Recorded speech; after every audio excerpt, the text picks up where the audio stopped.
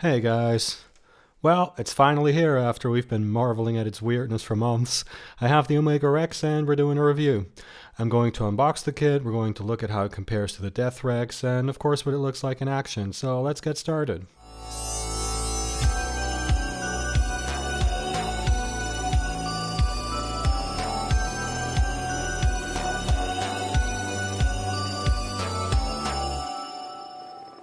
Robo Shop.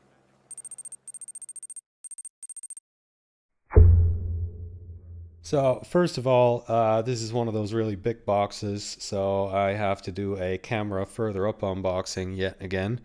But let's take a quick look at it. We have a interesting photo manip of the Omega Rex here, which I say it's interesting because I think they kind of decided to fix what's wrong with its pose here. I mean, I haven't built it yet as I'm recording this, but obviously it's based on the Death Rex, which has this problem that the legs are too stumpy and sort of the head doesn't look like it's really separated from the neck. And if you look here, they fixed both these things. Like they've tilted the head slightly so that it looks like he actually has a neck, and the legs, I don't know where the legs are attached, but they look much longer than the actual model. So that's an interesting choice given my issues with the design of the Zoid.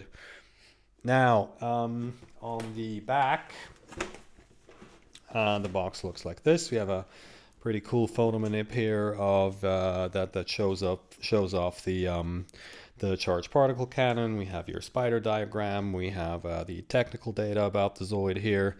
And of course a diagram showing how you can deck it out with an absolutely ridiculous amount of additional weapons, which is kind of funny. And finally, on the sides, just quickly, I'm going to cut the tape here so that I can show this to you guys without having it too close to the camera.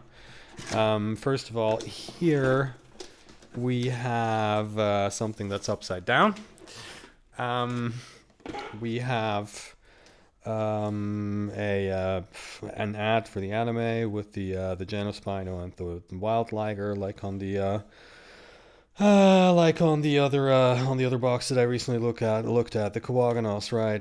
Don't know what this is. It's just about here, so backstory, no doubt. And finally, here on this side, we have the usual series of pictures showing off bone mode, regular mode, and wild blast mode, and some additional information here about how it moves, which you usually don't get.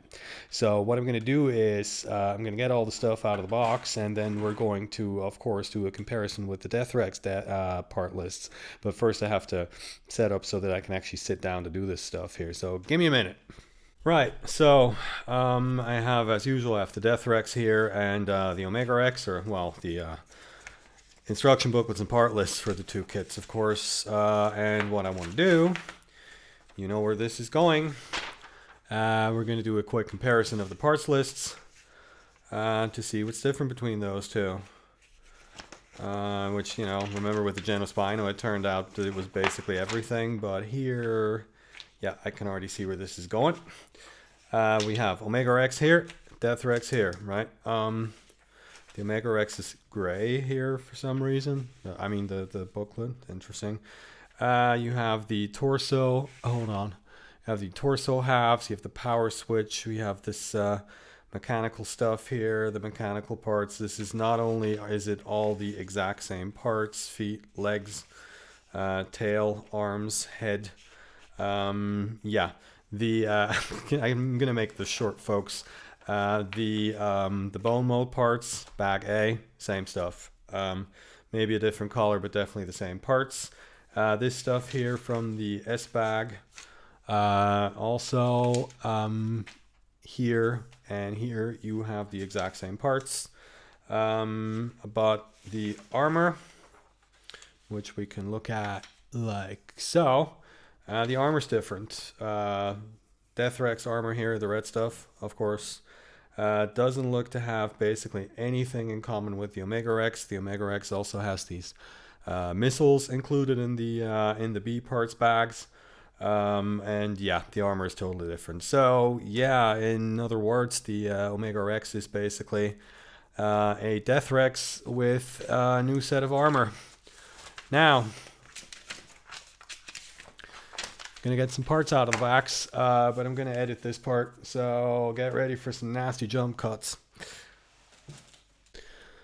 I really only want to look at what's in the B bag. Like I said, the rest of this we've all seen before. We can take a quick look at the sticker sheet, maybe. But this is the new stuff. So let's get peeping.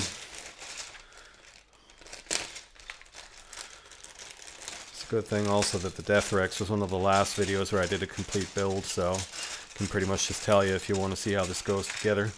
Find the horrible, awful, terrible train wreck on my channel. That is the Deathrex video. Okay, first surprise, these black parts are really glossy. I don't know how visible this is on camera, but they're definitely glossy. This is, of course, the head with the eyes painted on here.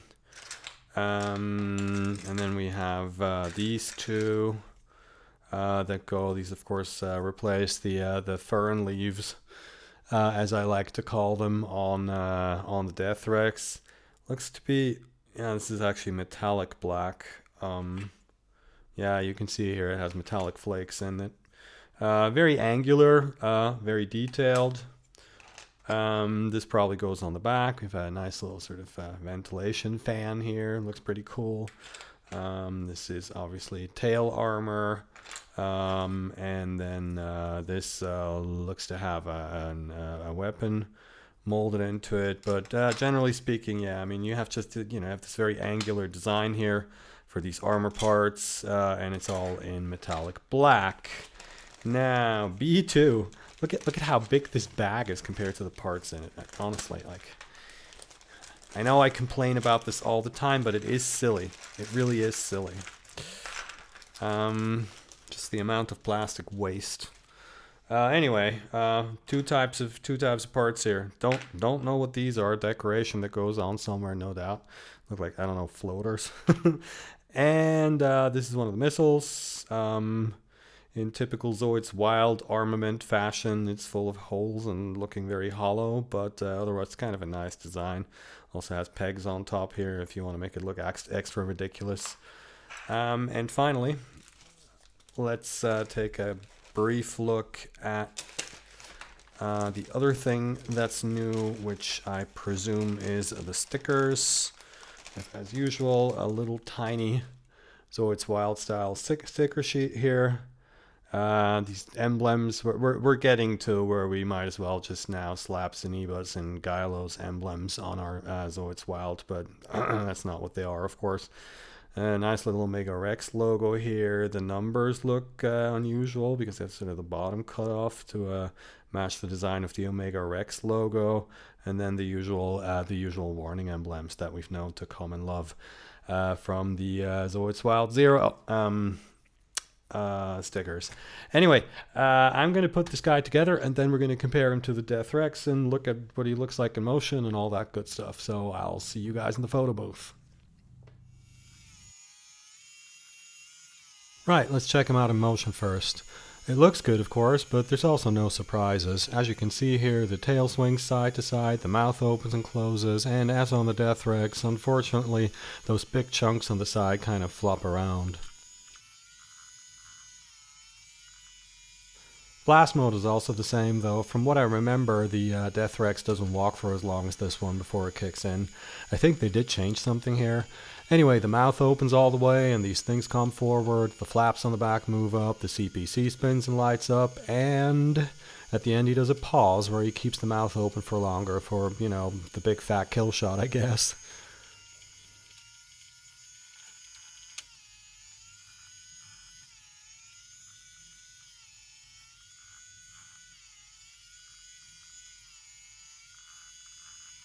Next, here are the two Rexes. The bone parts on the Omega Rex are all a different color as it turns out, and it's really kind of interesting how the angular armor makes the whole Zoid look so different that it's not much of an issue that the skeleton's the same. The general more angular shapes and the fact that the head armor rises up a bit more just make him look a bit less dumpy and like an overgrown Pokemon, and the visor eyes aren't as weird as I guess most of us expected them to be. So, as with the Geno Spino, I'm going to say I'm pleasantly surprised, and this Zoid looks better in person than I expected from previews.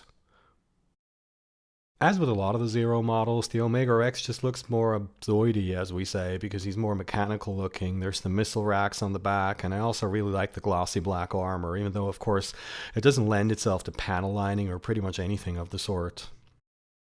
My complaints here are really just the same ones I already had about the Death Rex. The big floppy things on the side at least don't look like futuristic fern leaves this time, but they still strike me as silly and unnecessary. And while they add all this lateral movement in blast mode, they're otherwise just flopping around when the Zoid walks. And while the new armor mitigates some of the proportion issues, the legs are still too short and the head is still too big. I know I'm kind of alone with my ambivalent views about the Death Rex, so if that stuff doesn't bother you, I can absolutely recommend this one because I was pleasantly surprised by it overall. I was really kind of shocked by how weird the thing looked in pictures, but as it turns out, it's actually really cool looking. On the other hand, if the Death Rex's Pokemon-itis was a deal breaker for you, well, it's not much better here. Anyway, if you watch this all the way to the end and you're not a subscriber, I review all of the standard Zoids Wild models, so if that's the sort of thing you're interested in, you might want to subscribe so you don't miss it. It's a bit difficult to get things shipped at the moment, but I will get my hands on all of them. So that's it for this one, folks. Thanks for watching, stay safe, wash your hands, and I'll see you in the next one.